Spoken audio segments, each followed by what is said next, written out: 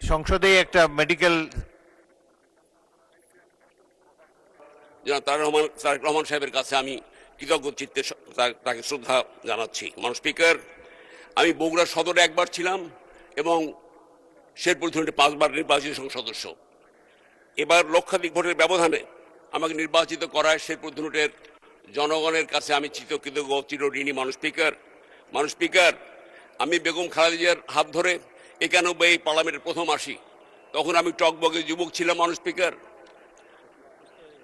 Speaker, মাননীয় সদস্য একটু অপেক্ষা করুন, একজন সদস্য বোধহয় অসুস্থ হয়ে পড়েছেন। মাননীয় সদস্য হাফিজ মোহাম্মদ রবিউল বাসার, উনি কি অসুস্থ? সংসদেই একটা মেডিকেল, আচ্ছা এখানে একজন ডাক্তার আছে, আমরা পাঠাচ্ছি ডাক্তার। আচ্ছা ডাক্তার যাচ্ছে ওখানে। ডাক্তার